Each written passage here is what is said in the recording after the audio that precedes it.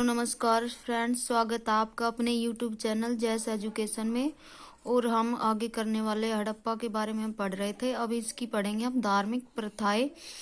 तो आइए दोस्तों शुरू करते हैं मेरे साथ। हड़प्पा में पक्की मिट्टी की स्त्री मूर्तियां बड़ी संख्या में मिली है। एक मूर्ति में स्त्री के गर्भ से निकलता एक पौधा दिखाया गया है।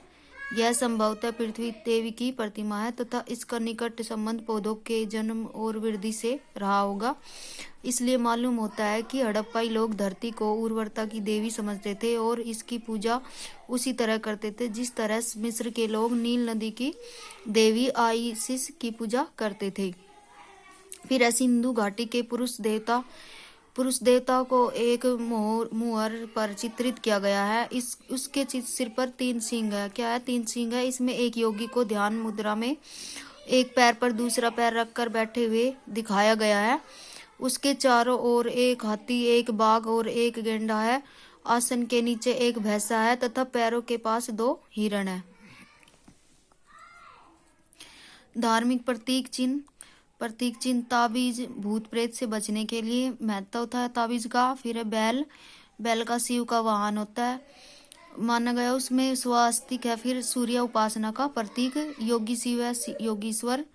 फिर है बकरा बलि हेतु के लिए, श्रृंग शिव का रूप। और फिर है नाग पूजा हेतु। फिर भैंसा देवताओं की शत्रुओं पर विजय का प्रतीक। युगल समाधान, पति के साथ पत्नी का सती होना। मुहूर पर चित्रित देवताओं को पशुपति महादेव कहा गया है। सिंधु सभ्यता में लिंग पूजा का प्रचलन मिलता है जो कालांतर में शिव की पूजा से गहन रूप से जुड़ गई थी। हड़प्पा में पत्थर पर बने लिंग और योनि के अनेक प्रतीक मिले हैं। फिर है वृक्षों और पशुओं की पूजा। सिंधु क्षेत्र के लोग वृक्ष पूजा करते थे। एक मुहूर्शील पर पीपल की डालों के बीच विराजमान देवता चित्रित है। हड़प्पा काल में पशु पूजा का प्रचलन था। अनेक मुहूरों पर पशुओं की आकृतियां अंकित है। इनमें सबसे महत्वपूर्ण है एक सींग वाला जानवर यूनिकॉर्न जो गेंडा हो सकता है। उसके बाद कुबड़ वाला सांड। यहाँ से गो पूजन का प्रमाण नहीं मिलता। फिर है सिंधु प्रदेश के निवासी वृक्ष, पशु और मानव के स्वरूप में देवताओं की पूजा करते थे, परंतु वे अपने इन देवताओं के लिए मंदिर नहीं बनाते थे। हड़प्पाई लोग ताबीज धारण करते थे। संभवतः हड़प्पाई लोग विश्वास करते थे कि भूत प्रेत उनका अनिष्ट कर सकते हैं और इसीलिए उनसे बचने के लिए वे ताबीज पहनते थे। सैंधव नगरों की खुदाई से किसी भी मंदिर के अवशेष नहीं मिले हैं। मोहनजोदड़ो से प्राप्त मुहूर पर स्वास्तिक का अंकन सूर्य पूजा का प्रतीक है जो हमने अभी पढ़ा इसमें। फिर हिंदू धर्म में आज भी स्वास्तिक को पवित्र मांगलिक चिन्ह माना जाता है। इस चतुर्भुज ब्रह्मा का रूप स्वीकार किया जाता है। फिर आगे हड़प्पाई लिपि। इसमें सिंधु लिपि के विषय में सर्वप्रथम विचार व्यक्त करने वाले व्यक्ति कौन थे? अलेक्जेंडर कनिंघम थे। कनिंघम ने 1873 ईस्वी में बताया कि इस लिपि का संबंध ब्राह्मी लिपि से है। सिंधु लिपि को पढ़ने का सर्वप्रथम प्रयास 1925 ईस्वी में L.A. वेडल ने किया था।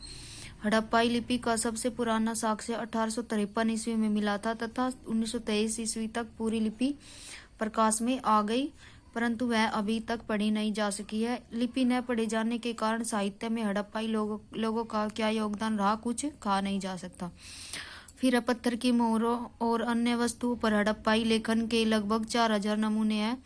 इस लिपि में कुल मिलाकर 250 से 400 तक भाव चित्रात्मक पिक्टोग्राफ अक्षर है तथा चित्र के रूप में लिखा प्रत्येक अक्षर किसी ध्वनि, भाव या वस्तु का सूचक है।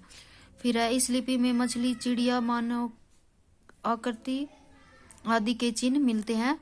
सिंधु लिपि के जो साक्ष्य मिले हैं उनमें अधिकांश दाएं से बाएं लिखे मिले हैं। ये क्वेश्चन कई बार पूछा गया है।